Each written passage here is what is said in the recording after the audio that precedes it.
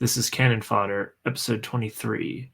My guest this week is John Parce. He is the sheepskin author. He is the head sheep, and we are coming to you live from the Yukon Territory to discuss The Call of the Wild by Jack London. Doc, how are we doing? Pretty good. Thank you for having me on, Mr. Hudson. Oh, most definitely. You were one of the first people I reached out to, but because of our various schedules, it's taken a while to get you here, and I'm happy to have you on. It's good to be here at last, definitely. Been looking forward to this for a long time. So, for those out there who don't know you, you are a fiction writer, like myself, and like many in our sphere. You have gone with the anthropomorphized animal as your characters. I just wanted to pick your brain on that real quick before we dive into Call of the Wild because there's a lot of overlap there. Sure. I'm a big believer in fiction as a vehicle for telling the truth in the way that you often can't with facts. And I was actually doing a bit of a deep dive recently into, like you said, anthropomorphized animals, and the kind of formal term for this, I guess you'd call it a genre, is beast fables. I don't know if you've ever heard that term, but I've not, no. It goes back to, of course, Aesop's fables. A lot of them used animal characters to tell stories. And a lot of that had to do with just the fact that you could tell a story with certain characters without, potentially offending anybody in power. Because as soon as you say, oh, this is the story of the fox and the rabbit or what have you, people will go, oh, well, he's not talking about me. But you can tell your story in that way and tell some truth. And then, of course, you have character archetypes that come along with those. And I found out in my research about this topic that those archetypes that you think of, like the trickster rabbit or the the noble and powerful lion, those archetypes were in place even long before Aesop's time. So those some of those may even predate written history. Well, and for those who keep track at home, for the Canon Fodder bingo card I'm about to relate to scripture, we have the serpent in the garden as the first sort of anthropomorphic villain, let's say. The tempting serpent who kind of tricks Eve into eating the apple. Definitely reminiscent of that. And I mean, there are all sorts of animals across scripture. You have Christ; he is both lion and lamb. I'm blanking right now, but I think there's a talking donkey, I believe, in the Old Testament as well. Yes, there's Balaam's talking donkey or talking ass, if you will, and then I believe in Revelation there's an eagle that speaks. Yes, that's all I can think of. And then there's just the general beast of whose mark most will fall under. Absolutely. And of course you have Samson testing his strength against the lion. There's all kinds of yes. Oh, definitely. I mean, there's references. Daniel in the lion's den or lion pit as well. Absolutely. Yep. No. And we could definitely go into it a little bit more, but we're gonna shift focus to Jack London. I did want to also mention that these beast fables, as you so well pointed out, mostly for children, and London is no exception. I think, in fact, I think you and our friend Tom, outgoing misanthrope, who I know has a anthropomorphic fiction coming out, are closer to are not as close to the norm as most others, let's say, in that regard. Correct? Incorrect? Feel free to tell me I'm wrong. I mean, I would say, as far as the fiction that we write, I wouldn't say it's for young children. Mm-hmm. I'd say, but for mine, I say 13 and older. Right. And that's just because of there's some graphic violence and some what's the word? subject matter, I suppose, that I would think children a little bit smaller aren't quite ready for just yet. It's sheepskin is not a children's tale, if you will. Right. Well, I guess I was just talking about the genre more generally. Would you agree that it's more guided towards children, or at least Oh, young people? oh yes, absolutely. The common way that you think of these fables is a trusted elder like your grandma or your grandpa telling you these stories when you're a child, and that's because like I said, these animal archetypes are very easy to understand, which I think is part of why they've been with us for so long. And the those moral lessons that our elders wish to impart into us are also very simple and easy to understand most of the time. Most definitely. So I guess we'll get into Call of the Wild, starting at basically the turn of the 20th century in California, of all places.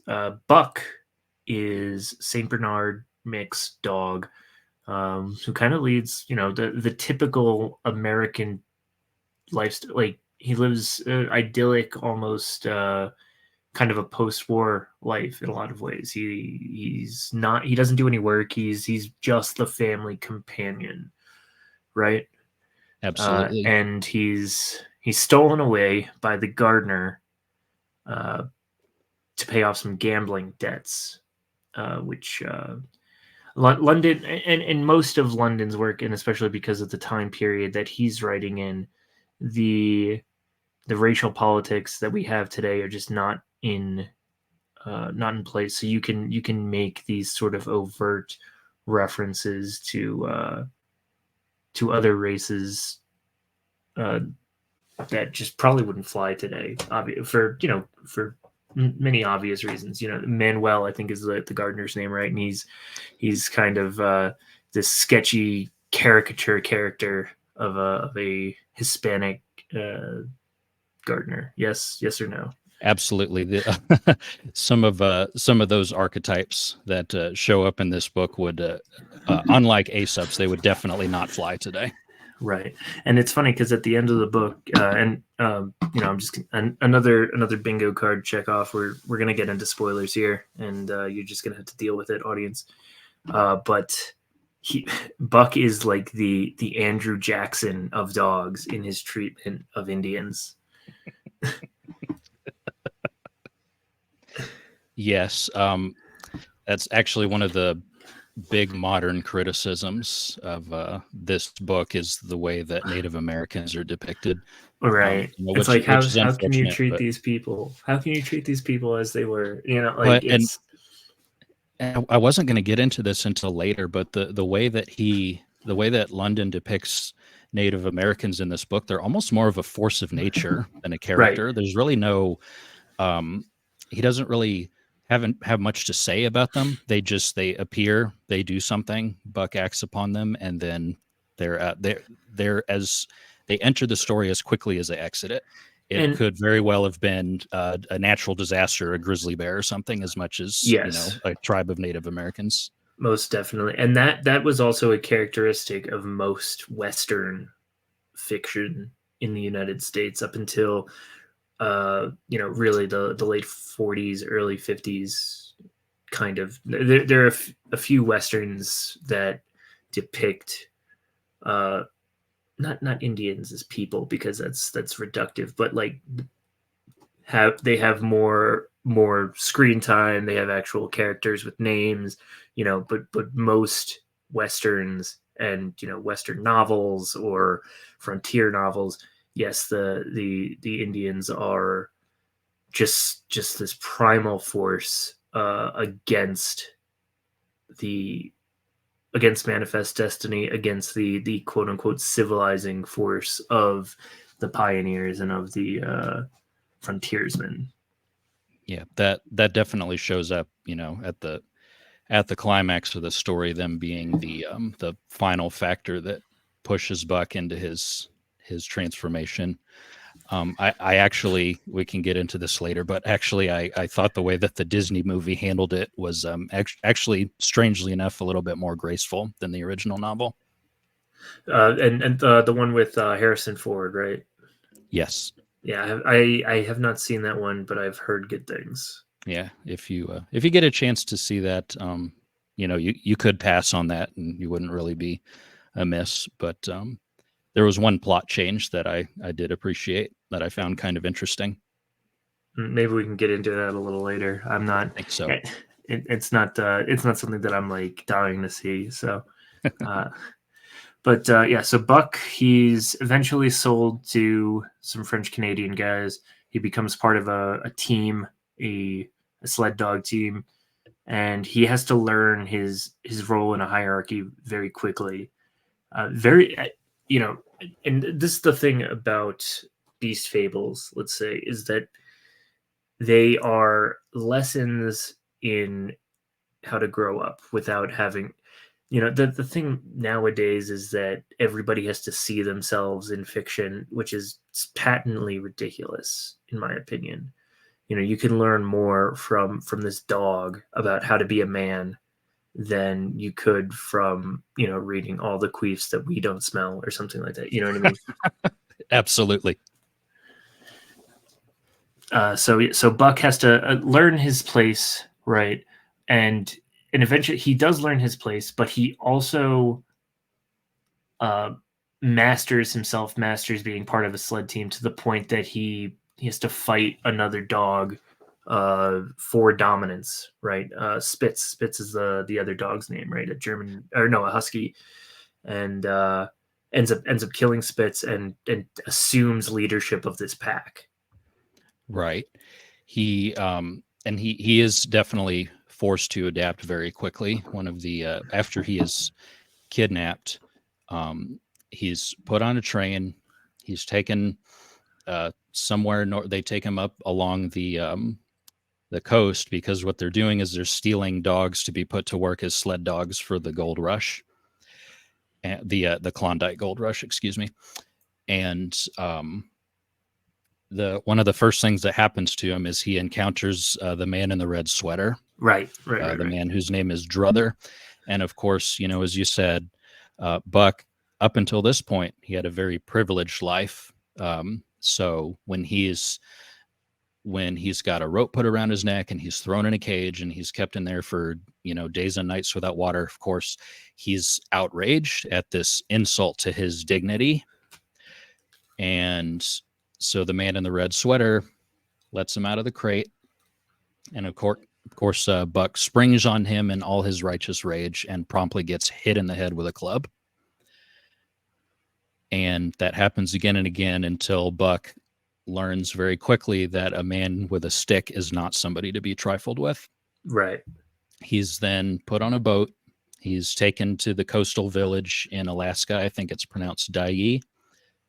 And then he sees another dog. I believe her name was Curly, who tried to make nice with all the other dogs, and very quickly was on the wrong end of the fighting style of those dogs up there, which is a patently unfair fighting style and is a great lesson for Buck. And thank goodness for him, he only witnessed it and wasn't on the receiving end of it that first time, because he wouldn't have understood what was going on. Right. But what happens is the two dogs that are in the fight, they're just fighting, and then all the other dogs that are witnessing gather up in a circle. And what happens is the first dog to go down in the fight, all the other dogs in the circle spring upon that dog and finish them off. The term "dog eat dog" is obviously overused, but apt here. Let's say. It applies here. And what Buck learns from these early experiences is that this new life that he is in, it's not fair, and it's got some very different rules from what he's used to. But Buck's primary quality is his flexibility and his ability to quickly adapt to these rules. We see again much more dramatically just what happens even when humans don't adapt, with Hal and Charles and Mercedes. Right. Yes, definitely. And that was probably my favorite part of the book is their demise, honestly. Um, but that's because I have a bit of a sadistic streak in me. Uh, But the one thing that is very apparent about Buck in this early part of the book is that even though his life is rough, it's clear that this is a more satisfactory existence for him, right? Because he's so flexible, because he's so adaptable to new situations. In the back of your mind, you're thinking, oh, this is he's a natural. This is where he kind of belongs, even if the situation is less than ideal. right, he when he was living, on the judge's property, and he thought that he was the lord of all that he saw. But even then, the judge was his master and his companion. But he, in a sense, he sort of thought of them as equals. Mm, Him and the judge. He, I think, in the first chapter, it says something to that effect. He saw them as equal partners or some such. But in this new environment, once he's purchased by the two French Canadian men, and he's with that first team of sled dogs, and there's a very clear hierarchy, and he can see pretty early on where is his opportunity to move up. And I think a little of that old um, kind of entitlement, sort of royalty aspect to himself is still there, because he sees that lead dog spot and he decides that that's his. right, right. Yes. Now, you need to, if as a young person, you need to have ambitions, right? It's Absolutely. not enough to understand your role in the hierarchy, and I don't mean to like we have a striver culture right now that um, it comes off as fake and gay. Um, this is knowing because of your pedigree and just having that sort of uh, confidence, that self confidence, that a little bit of arrogance, even, which I think arrogance is fine when you're young, uh, to a point, obviously. That yes, the world is indeed mine for the taking. That's how civilization is moved forward or expanded or whatever language you want to use. That's a quality of great men that is sorely lacking these days, and is almost in a sense being bred out of us, I fear.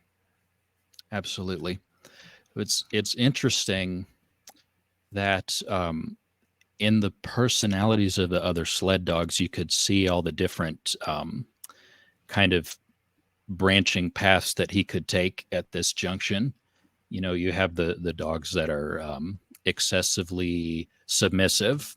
They never accomplish much of anything. There's two dogs. I think their names are. There's one that's missing an eye, and then there's another. I think his name is Dave, and they're hard workers, but they just want to be left alone. Hmm. They never move up. And then, of course, you got the other extreme, which is the starving huskies that attack the camp, and then Dolly, who goes mad, um, which is where there's that aggression and that will to dominance, but it's not tempered by kind of a restraint, I guess, an ability to kind of think things through before Right. acting. And then, of course, there's Spitz, who's the lead dog. He's a very vicious lead dog, but he does get the job done. And hit the two Frenchmen definitely have respect for him, and they let him discipline the dogs in his way, for sure. Um, but underneath all that, of course, Spitz is the villain, up until the midpoint of the book there, but he's definitely a catalyst for Buck's growth, Hmm. because Buck learns how to steal food and not get caught. He learns he starts to learn, subtle ways to undermine Spitz's dominance of the pack, defending other dogs from getting punished, or sometimes joining Spitz in punishing other dogs if they're becoming too disruptive. All kinds of interesting things. And that second quarter of the book there is really where Buck does his growing and his getting used to this new life. And that really, to me, that leading up to that fight with Spitz there before Buck becomes a lead dog, to me, that's really kind of the developmental and the emotional climax of the book. Yeah, and it's interesting because London could end the story right there with Buck becoming lead dog, and then just the end.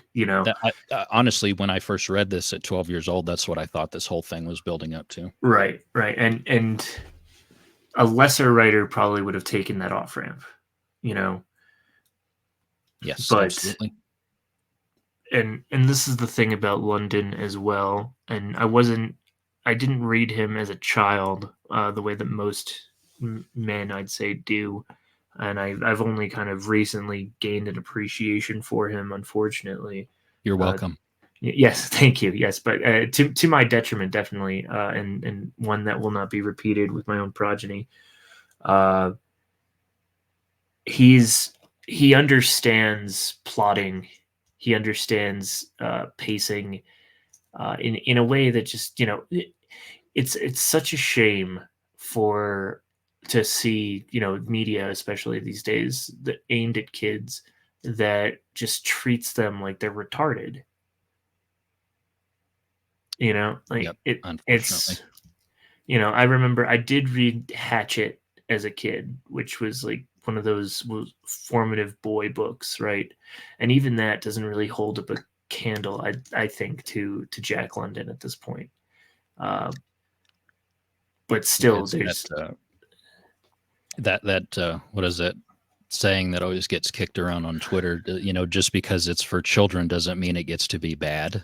right, right. I think that was that George Lucas that said that, or it was somebody that you wouldn't expect.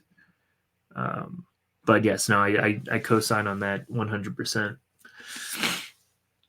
Anyway, back to the book. So we kind of, as you say, we hit this sort of climax for Buck. He is now the lead dog, and because they've become such an efficient team, sled dog team, they have to be they're sold off to the Scotch half breed, which I like.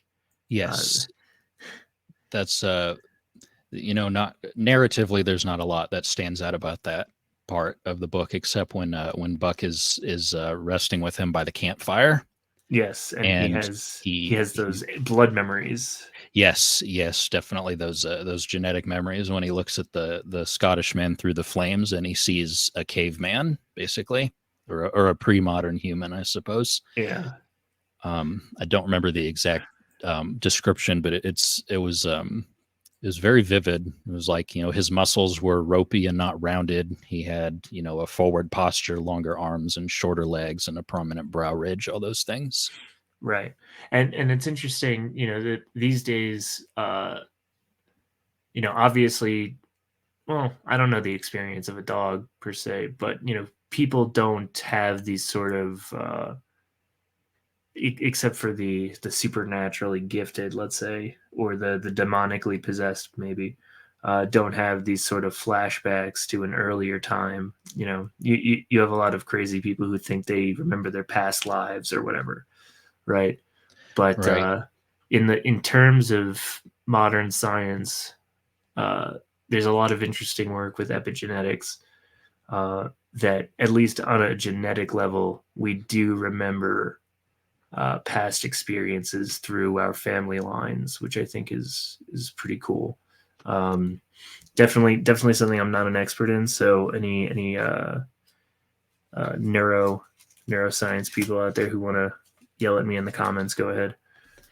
Yeah, I'm not very familiar with that either, but I think it should be said also that although there's not really many or any fantastical elements in this book.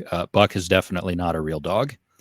He is an idealized dog with I think a bit more intuition and level of rational reasoning than you'd see in a real dog, and a lot of that I think had to do with London was when he made this character, he was kind of singing the praises of some dogs that he had known both in his childhood and when he actually went up to Alaska and Canada and went and did the gold rush himself. He was very impressed with some of the dogs he saw there, and I think he wrote that into this character. And I mean, there's always gonna. I wasn't expecting a. Uh, I wasn't expecting a biologically perfect or biologically sound dog. Obviously we have to we have to personify them in order to relate to them. Uh, Dogs are noble animals, but I don't think they have nobility. If that makes any sense.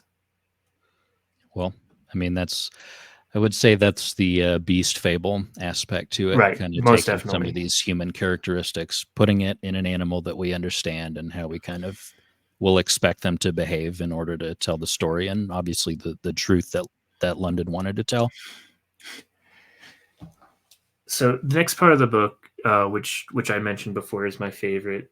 The Longhouse arrives to the Yukon Territory in the guise of Mercedes, Charles, and Hal. Right, Mercedes is the sort of is kind of a debutante, or just sort of just very obviously very much of society, of civilization, not used to the frontier. If you've seen The Outlaw Josie Wales, think of the grandma character, right? I haven't. Oh, you haven't? Oh, that's a great film. You ought to. But it's a staple of the Western genre, or the frontier genre rather. It's the naive the naive pack of settlers who are not ready for the adventure ahead, right? Uh, and Right. and they're almost always women or effeminate men in the case of, say, Charles, or there's somebody like a Hal who is just arrogant and has no reason to believe himself to be as competent as he thinks he is, right? He's brash, he's stupid, he's very stupid. Right. I mean, they're all clearly out of their depth, and Right. like you said, Hal. To me, like Hal and Charles are almost treating this like a hunting trip, Hmm. or maybe on their family's land, or never far from civilization, certainly, and they definitely uh, have not prepared for what's coming, and like what's interesting is that they when they purchased the sled dog team, they sort of expect the dogs to behave more like Buck would have if they'd met him back in California. Yeah, Just no, kind they're of they're looking for lap dogs, or they think that a lap dog kind of dog is the preferable temperament.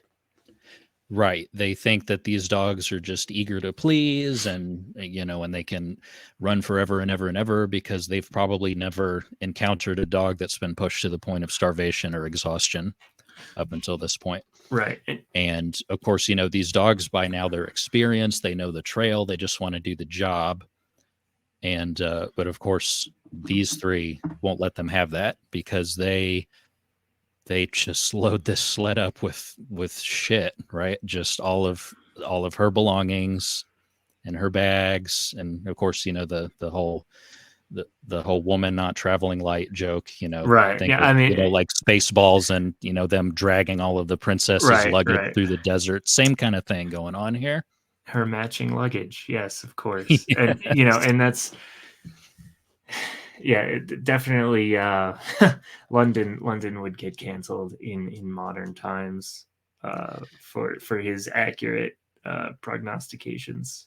That I was going to say, I have no doubt that he probably either encountered this in person or heard a story from somebody in one of these Alaskan towns about this very thing. Do you know the show Yellowstone? I haven't seen any of that. No. Yeah, well, you don't have to, but I saw a clip from one of their. It has like several spin-offs, right? And one of them is like it's like 1870 something, right? It's a spin-off and it has to deal with like these frontier aspects, and they played the switcheroo. It's like a bunch of Swedish guys who are moving out to the Western United States, and a lot of what they bring are like musical instruments because one of the guys was a musician, and it fell flat for me because it's like, these guys aren't country, or these guys aren't like city slickers, like they came over from Sweden, I imagine. uh they understood roughly how to survive in that frozen hell somewhat, you know what I mean? Just Yeah. very much a trying not to blame the women kind of thing while still having that, oh, you guys just don't understand how tough it is out here. It felt it. Don't watch these shows, folks. Read Jack London, watch westerns, but you can skip this crap. Eventually, they have a team of 14 dogs. They don't know how to survive out there. First, they overfeed the dogs, then they run out of their supplies. They dump half of their supplies because the sled's too heavy, uh, and most of the dogs end up dying. Right, Right. I mean, and which most you dangerous of all, they're late to the party and their progress is slow. But please finish what you were saying before I get into that. I would say obviously, there's the sad. It's always sad when a dog dies in fiction, right? Old Yeller syndrome and all that. But here, you there's an extra layer of it didn't have to be this way.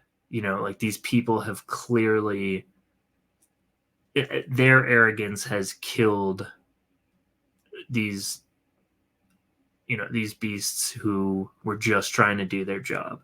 There's that extra life lesson of you can do everything right, but an idiot might get in your way, kind of thing. Uh, Absolutely. yeah, Very a lot of life lessons in a book about a sled dog. there's a surprising amount of tragic and pointless death in this book. Most definitely. So they get to White River, right, where they're the three stupid humans are trekking out to join the gold rush, right? Uh, Right. because their progress is slowed, they have the spring heat is melting everything around them. It becomes way too treacherous to continue, and of course, being because they're stupid, they decide to keep going anyway. Uh, Right. but it's Buck's noble qualities. It's that arrogance that he has. It's that quality of I know exactly what I'm doing and I'm not going forward anymore. That grit, I guess, is the best way that he has. That tells him he's not going anymore. He's done. Right. Right. He is not going to die for these people like his not friend, his coworkers, his compatriots, his comrades, whatever, have died Yes. under them. Yes. And also, at this point of the story, enter, John Thornton, Buck's final master, who tries to warn them, hey, don't even think about crossing over there. That ice is getting real thin and your sled is too heavy. And of course, they ignore him. They continue on. And that's when, as you said, Buck just kind of lays down and he refuses to go any further. And of course, they are infuriated with him. Hal and Charles, they beat him, they club him, they hit him with their shoes. And Buck, ironically, a lesser dog might have given in and continued on. But I think, like you said, that grit, that refusal that he had, like, just do whatever you want to do to me, but I'm not enabling this stupidity any longer. I think some of that quality was what impressed John Thornton to begin with there. Oh, And definitely. eventually he does intervene, and he knocks Hal on his ass, and he says, if you hit that dog again, I'll kill you. And Hal gives in, they get Buck out of the traces, and then the rest of the team goes on. And of course, inevitably, they plunge through the thin ice, and all three of them and the entire remaining team of dogs and all of the crap that they had to have with them ends up at the bottom of the river. I will say I feel bad about the 4 dogs that die. Yes, they Because were. again, it's not for like this, oh, like love the animals type thing, like or that sort of the modern notion that animals are better than people or anything like that, but because it was through no fault of their own that they perished. They were doing exactly what they were born to do, but they were poorly led. It's the Absolutely. same. It's the same as like a troop of soldiers who are killed because of the orders of an incompetent officer, or That's blue collar workers who die because of the errors of a company man. I just listened to your episode with Bones talking about Catch 22 this morning, and I was just thinking of that exact thing. Yes, yeah. It's The always poor it's leadership always getting people killed. yes, yeah. Leadership. There's a reason why the crown is so heavy. You know, uh, definitely another one of those life lessons. That if you are ever in a position of leadership, you must do so judiciously, soberly, and strive for wisdom. Let's say, uh, yeah, definitely need this book needs to be read by every young man. Absolutely, there's something there for everybody. Like you said, the workers, the leaders, and everyone in between. And it even shows you what happens if you're a slacker. Exactly. R.I.P. Dave. The slacker gets it. The Everyone gets it, malingerer, and I think that's the unfortunate reality is everyone gets it. everyone gets it except Buck, who's perfect. Yeah, yeah. Buck lives forever in his wolf pack, Yes, he which would transcends. which we'll get to. Uh, but anyway, Thornton becomes Buck's new master. Uh, Buck is this is the first time that Buck really respects his master fully. Yes, I'd say, it's like he lived with the judge, right? And he saw him, he had affection for the judge, but he saw them as equals. He feared the man in the red sweater. The 2 Canadians, he was still kind of learning. There was still an element of fear there, I guess. He obviously did not respect the 3 idiots. Norton, and I mean, I don't know. I guess he respected the postman, the half breed, right? yeah. But It said and the book explicitly mentions that he grew to love Thornton in a way that yes, he didn't love the judge, not really, not that way. And with the French Canadian men and then the Scotch half breed, it was more, I think respect was the word that was used there. right, But yeah, no, definitely he he grows to love Thornton. right, and it's understandable. It's like to use a crude historical analogy, Alexander's horse Bucephalus, right? Uh, could not be the reason why Alexander loved that horse so much was because he was fearless in battle and because Alexander was the only one to be able to tame him, right? and Mhm. that the connection between a man and an animal, a man who is uh, you know, possesses all the qualities that one wishes to have, and also one would definitely follow, and mastery of beasts, probably being chief among them. It's it's not like it's not an, I mean, the word love is so overused these days, but it's not. I guess it's not even agape love. What would you call it, Doc? It's I'm actually not familiar with those terms. Of course, it's not eros, and it's not. I don't even really know what agape means, but I think the big key is that this is really um, the fact that this is the first time that this comes up in the book, and the fact that this is really the first time that Buck experiences this emotion is what gives it its impact. Mm. I guess it's like transcendent respect. It's something like. Well, I mean, this is the first human that Buck ever flings himself into danger for. And I think more his actions really than any descriptors that you could apply to it are what really convey that emotion. Right. I mean, the word, if I had to put words to it, the words trust and loyalty, are the ones that stand out most to me. That's fair. But as you say, yes, Buck's actions, it clearly shows how much he values Thornton as his master, and as his and him being Thornton's companion. Right. Right. He there's another man, named Burton. He's another one of these sorts of pioneer figures, but it's clear that right from the get go, Buck has a sort of a distaste for the man, and he ends up tearing out his throat, uh, Right. In to defense of defend. Thornton Yes, to in the defend bar. uh, to defend Thornton, and right. I mean, right there, you see, like, Buck would not have done that for anybody else. Well, Uh, and in that part of the book, I was actually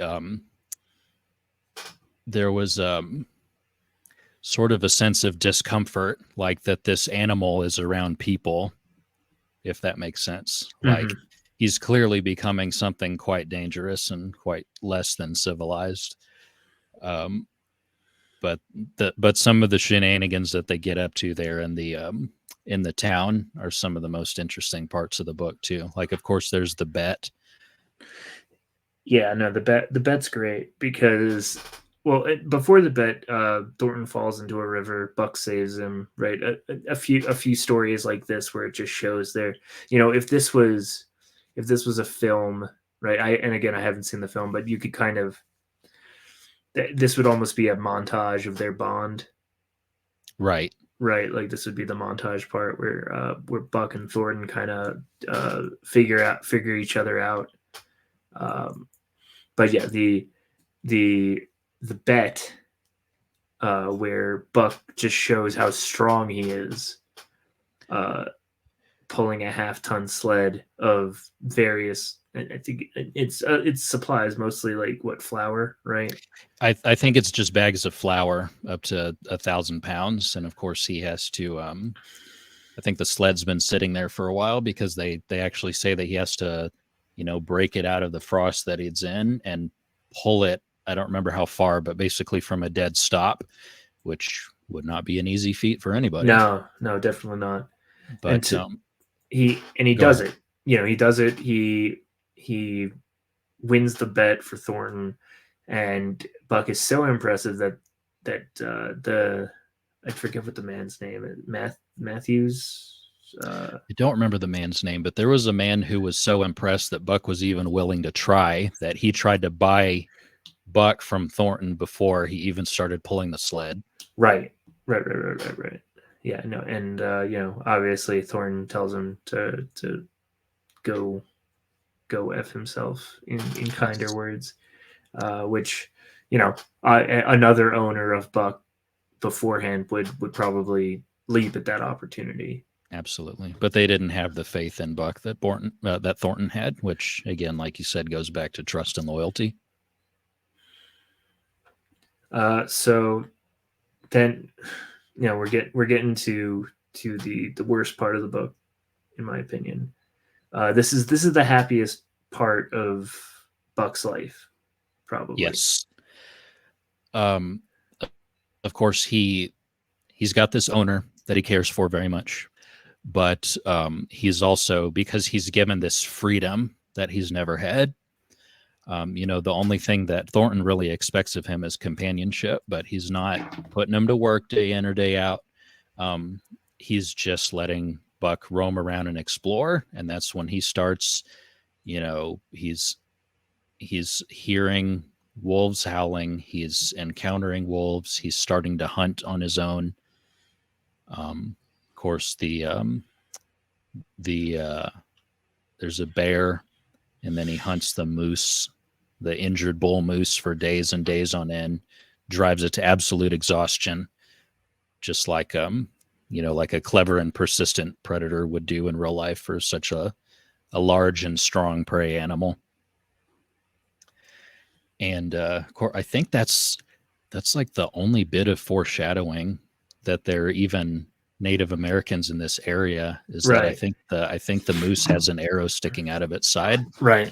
Which is cool because again, a lesser writer, you'd hear in the towns like, oh, we've been having Indians attacking Yes, us, or like it would definitely be more set up. But just the use of one arrow lets you know, okay, there are others around here, and of and course it's not something that a dog would even consider. So that added bit of dramatic irony there, where it's something for definitely the reader, but something the protagonist misses entirely. 100%. And what I like is, obviously the whole arc. I mean, the book is called The Call of the Wild for a reason. Uh, the book is not only Buck's sort of uh, the return, but with a V, right?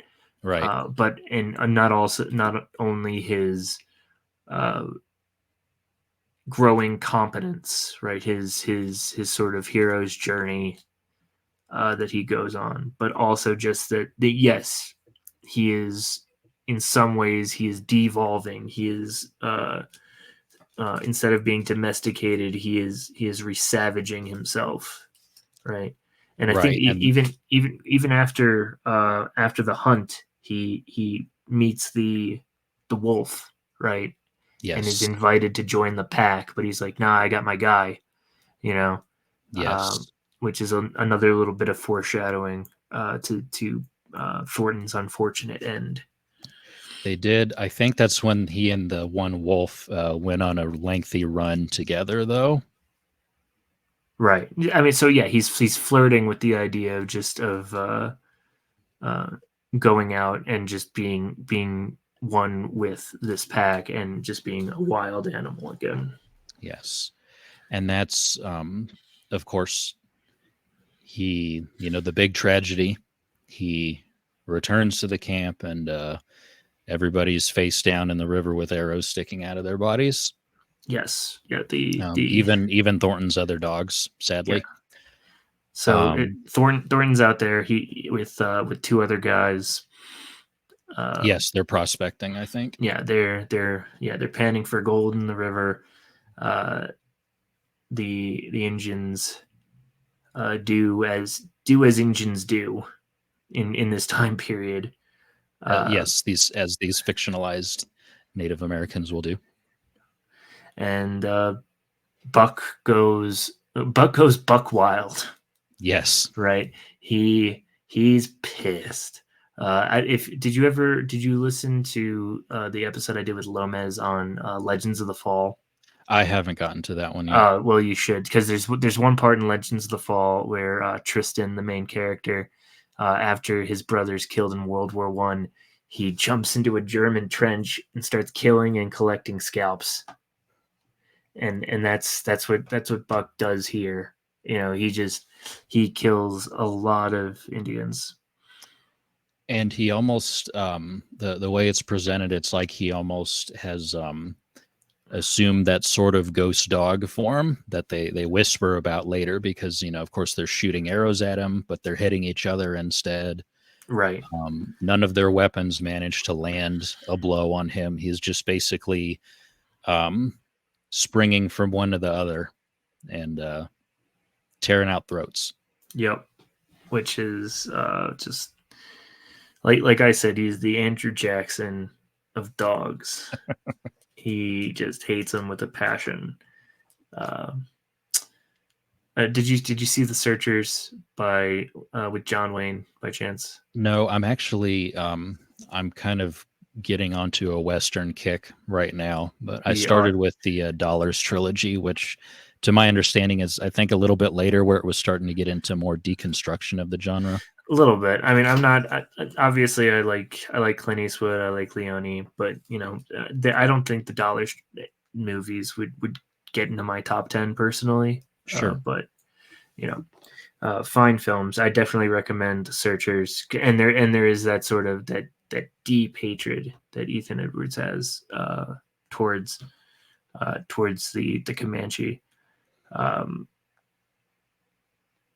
anyway, so Buck, realizing that now he doesn't after his bloodlust is sort of satiated, he comes to the realization that he has no master, right? That humanity is he's done with humanity, right? Right. Uh, there's a solemn sort of bitterness there that he's not going to go through this again, that and it's weird how he comes full circle on that nobility and that above it all attitude that he had at the beginning, right? Because he has that again, but it's more earned now. Right. It's So um it's almost like I never served in the military myself, but my understanding of kind of the process of the training is that they break you down and then you build back up. And I feel like that's kind of what happened here with Buck. yeah, I'd agree with that. I think that's wise. Um, so yeah, Buck just he's done with humanity. He goes and finds the wolves, uh, and he sort of he becomes obviously he has to show that he can be part of the pack. He fights him, he wins, and not long after becoming a pack member, he sort of he eventually becomes the leader, right? Right. um, every year attacking the Indians, and paying his respects to Thornton at their old campsite. Right. He sort of becomes his own beast fable for in Yep, that yep. He area. become he And he's becomes that ghost dog, right? right. Which is just really cool. And now reading this book, you're like, oh man, George R. R. Martin, you hack. Yeah. Because you think he's got the one dog or the one direwolf ghost, and then you have like Grey Wind, right? Who is Rob's direwolf, uh, and the legends sort of surrounding the direwolves. And I mean, I don't mean to call out George R. R. Martin for playing on tropes, but I don't know, just the way that he talks about things. Sometimes it's like, dude, you're not inventing the wheel. I wouldn't know. I've never read any of those books, never seen an episode of the show. I read the first two books; they were good, and I'm not really a big fantasy guy. I know you're probably more into fantasy than I am, uh, but Probably. but yeah, no, and again, going back to Buck's arc, he goes from sort of pampered house pet lapdog to returning to his foundations, uh, return to wolf, right? He's one imagines that he has a bunch of wolf dog babies in the pack. One imagines that he lives forever in some sense, Right. That's and one of the and most. Oh, sorry. Go ahead. no, and even if he doesn't actually, right, his progeny learn from him to attack these Indians. Yes, because like he passes on that blood memory just as he has had those blood memories passed on to him. right. That's, I think, one of the most interesting lines there in the final passage of the book is when his traits start showing up in other wolves in the following generations. Yeah. So Buck Buck goes buck wild yet again, but in a very different way. So Parse, Yo, uh, why should people read this book besides the fact that it's entertaining? it. I mean, I think we covered it. Just it's just a very illuminating look at some of the things that we take for granted and kind of what can happen um, when you're if we were to ever find ourselves outside of this bubble of prosperity and civilization that we find ourselves in. And I think the lesson there is basically, you got to adapt, and you have to adapt fast, because everybody that tries to hold on to the old rules, it doesn't go well for them. And I meant to ask earlier because I know this is something that people read as young men or boys. When did you read this book? And yeah, I guess what's your relationship to it? I first read Call of the Wilds. Well, back up a little bit. I was always kind of a book nerd. I never really played sports or did much of the things that most of the other boys did. I was always, especially growing up in a military family myself. I was a military brat. We moved every year in my childhood, and I kind of always had to just be content on my own and doing things on my own. And so I got really into reading in kind of that early to middle childhood. And I think it was in sixth grade, because we were actually living on a military base that's only about 30 minutes from where I'm sitting right now. And at recess time, everybody would go outside, but I quickly figured out that the English teacher didn't mind if I just picked a book off of those little revolving wire shelf thingies that they had, and I could just pull a book out of there and just sit and read for the recess break. And I found it in there, and I just thought it looked cool because it was a painting of a brown dog and a white dog fighting on the Mm. cover. And of course, it's very thin. It's a small book. I figured I could, finish it fairly quickly. And I did. I'm pretty sure I read it in a single sitting. And my imagination was just captured by this idea of kind of being forced to leave civility and turn into something a little more savage in order to survive and overcome. And that's definitely something that captured my imagination well into adulthood.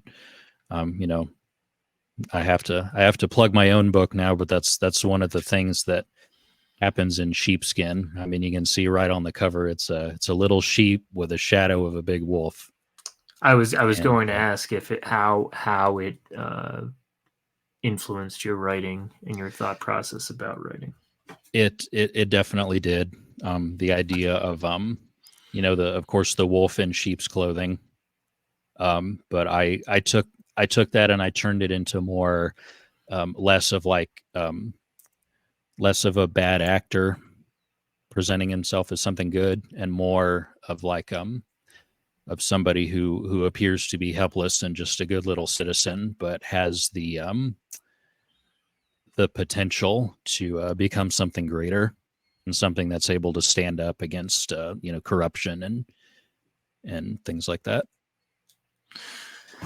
So we can talk about the film real quick. I especially wanted to talk about the changes that you alluded to. And Sure. again, it's not something that I'll probably end up seeing. But yeah, just general thoughts about the film. Would you recommend it to people? And then what was changed and what was left the same? It's well, it was overhauled to be more family friendly. Everywhere that we talk about a dog dying, that doesn't happen. Spits, tucks his tail between his legs, and walks off into the woods once he's beaten. The sled dogs that go under the ice in the book escape and run away into the woods, that sort of thing. The only death that I can think of right off the top of my head is John Thornton's, as far as a good character dying. Mm. Like I said, there was one big change that I thought actually Disney made an improvement on the original book. But I got to preface that they did do a lot of things wrong. One of the worst was having Harrison Ford scratch the belly of a man wearing a motion capture suit. But what happens in the movie is wait, seriously? so Buck is played by a person wearing motion capture, which is why the movie caught all these criticisms about, oh, the dog looks too cartoony, his face is too emotive. It's because it's a guy wearing a mocap suit.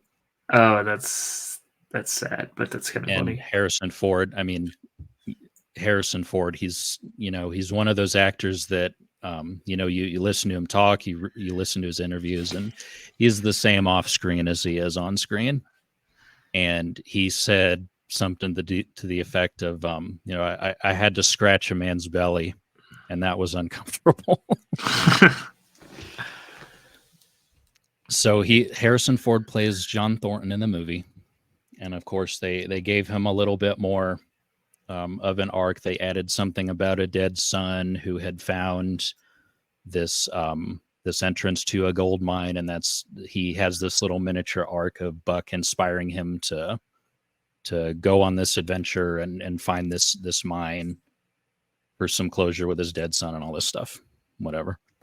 Of course, the Disney movie, modern audiences, modern sensibilities, they completely excise these fictional Yeehat Indians from the movie. They don't kill him. Buck doesn't kill them. None of that happens.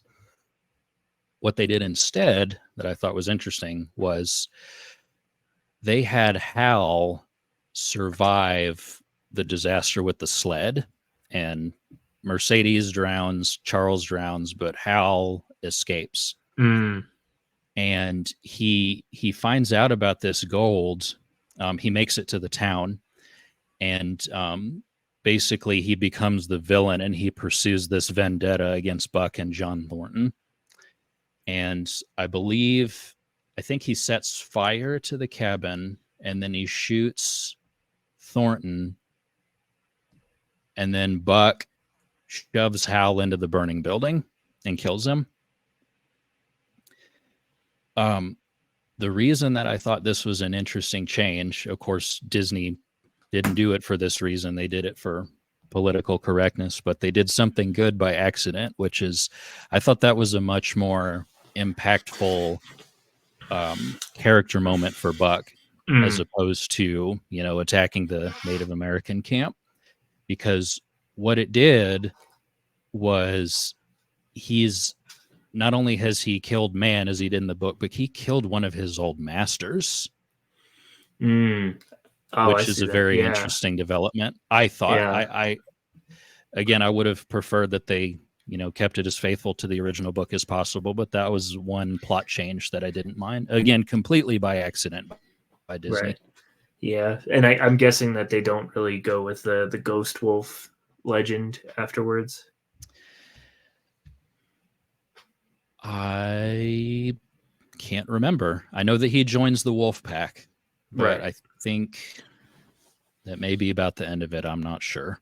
All right. Well, we're coming up on about time, Doc, unless you have something else that you want to bring up. Otherwise, we'll plug you. We'll make sure people know where to find you, and then we'll head out of here. I sure appreciate that, man. Yeah, I think, like I said, it's a very small book. It's easy for anyone to just pick up and read. I mean, heck, it's, the book's 121 years old, and it's, if somebody's into ebooks, it's easy to to pick up for free and download if that's the route you want to go. But there's no reason that anybody shouldn't read Call of the Wild. Yeah. So fathers, read this to your sons. I think I think that should be well overstated. Absolutely. All right. So Doc, where can people find you? How can they support your work? What do you got coming down the pipe? Well, my first book, Sheepskin Volume 1, is it's out in paperback on Amazon. Book 2 is in progress. It's serialized on the Substack. And book 1 is there also if you want to become a paying subscriber, but I had to paywall book 1 for Amazon to put it up. So both are available. I've also got a Gumroad if you prefer to read book 1 in the ebook format. I've got EPUB and Kindle on there for download, and anybody who wants it, just shoot me a message and I'll send you a code to download it for free there as well. Oh, that's actually a good idea. I should put my book on Gumroad. You got a lot more flexibility for pricing and things like that. I'm really a fan. Yeah, that's not a bad idea. All right. And otherwise, if you've been listening to this, then I thank you. If you want to support the Double Dealer, issue 12 should be out by the time that this episode drops in a few weeks. I think mid-April, you should be seeing this. If you want to become a paid subscriber to the Double Dealer, you can do so on our Substack. I also encourage you to buy our magazines and read our articles, listen to Canon Fodder and our other podcasts, and just become a fan of the Double Dealer. We are making a difference in the lives of writers and artists. You know where to find my stuff. I won't show myself here, but yeah, I don't really know how to end podcasts, so we'll just say insert ending right here. Goodbye.